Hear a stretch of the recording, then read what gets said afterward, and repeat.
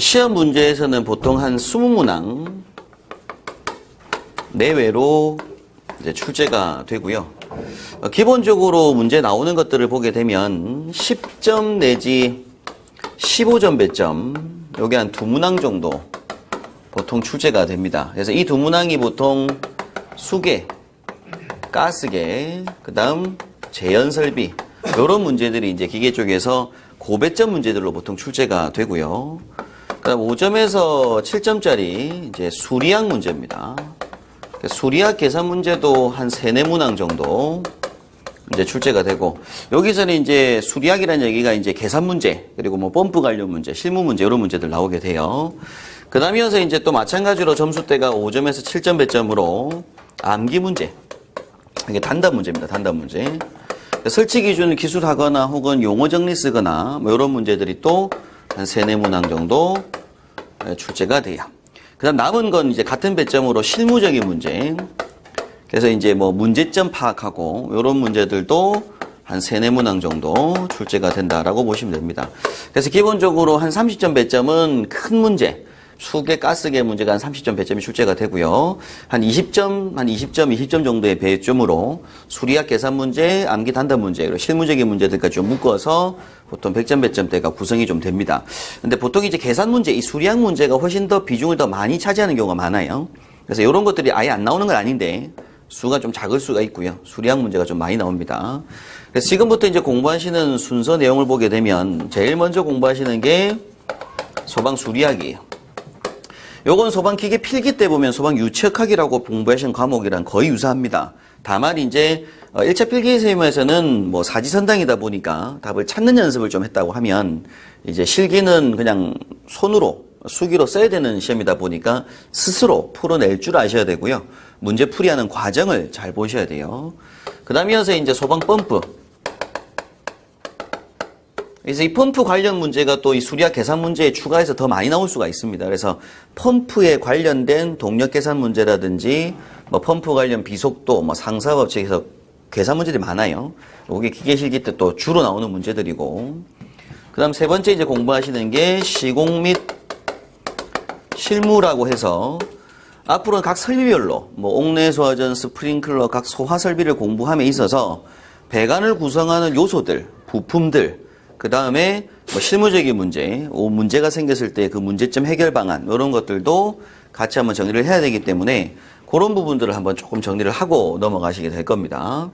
그 다음 이어서 이제 공부하시는 게 설비별로 설계 및 시공이라고 해서 우리가 이제 소화기부터 소방 기계 시설이 있어요. 소방 기계 시설에 들어가는 소화기, 그 다음 옥내 소화전, 스프링클러, 간이 스프링클러, 물분무, 미분무, 포, CO2 하론 청정 분말, 그 다음 이어서 피난기구, 인명구조기구에서 소방기계 분야에 관련된 소방시설들에 대한 설계 문제, 그리고 각 파트별로의 시공 실무 관련된 문제들이 출제가 됩니다. 그래서 이 부분에서는 계산 문제들도 일단 이 문제들이죠. 그죠? 10에 15점 배점. 이런 문제들 하고 더불어서 이런 실무적인 문제까지 같이 아마 공부를 진행을 하시게 될 거예요. 전체적으로 이제 수업 내용은 이 순서대로 기계 실기 과정은 진행이 되고, 요걸 공부하시고 나서 이제 문제풀이를 계속 풀다 보면 기출 문제가 이런 형태로 나왔다라는 것도 아마 분석이 좀 되실 겁니다.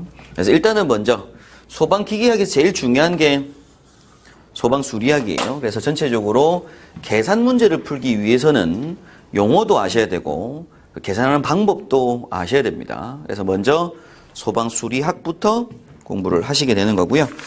자, 교재 이제 기계실기 교재 제일 처음 3페이지 보시게 되면 챕터 1번에 이제 소방 수리학이라고 하는 게 나오게 됩니다.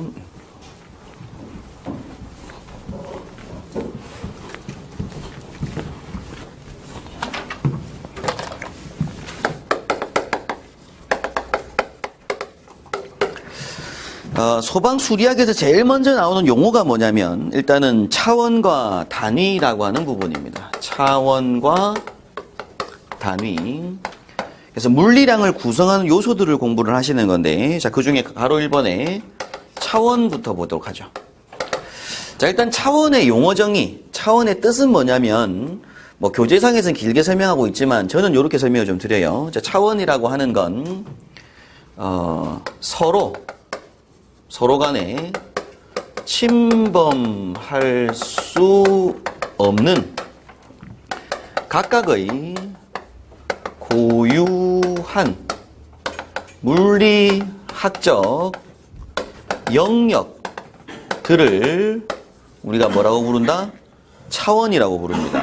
그래서 뭐 차원이 다르다, 뭐 이런 얘기를 하죠. 그죠? 물리학적 영역을 말하는 거고요. 그럼 결국 이 차원의 종류는 어떤 것들이 있냐면, 질량이라고 하는 게 하나의 차원이고요. 질량. 그리고 길이라고 하는 것도 하나의 차원입니다. 그리고 시간이라고 하는 것도 하나의 차원이고, 또 차원 중에 보면 중량이라고 하는 또 하나의 차원이 있어요. 중량. 요게 뭔지는 나중에 다시 설명드리도록 하고요.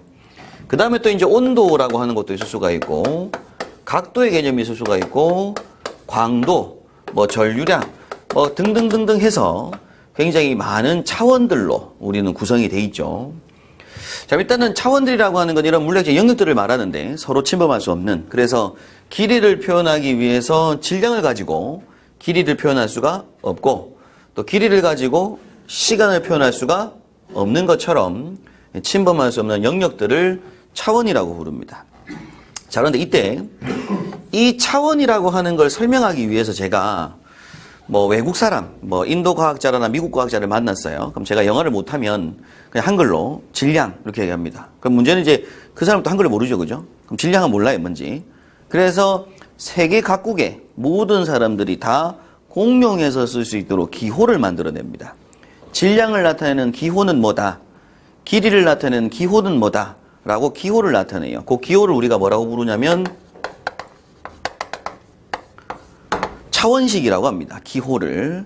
그러면 질량을 나타내는 차원식이 있는 거예요. 질량을 나타내는 차원식이 뭐냐면 매스라고 해서 대문자 m이라는 기호를 쓰기로 합니다. 그럼 m을 쓰면 얘는 뭐다?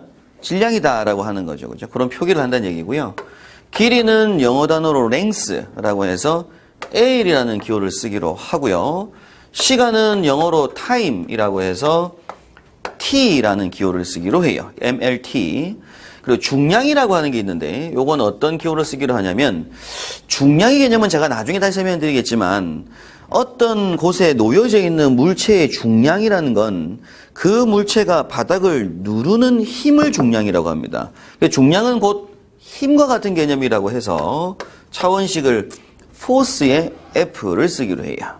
중량의 차원식은 F라는 차원식을 쓰기로 합니다. 그럼 제가 미국 강사한테 중량이 얼마다 하면 F는 얼마다 이렇게 얘기하는 거죠. 되겠죠?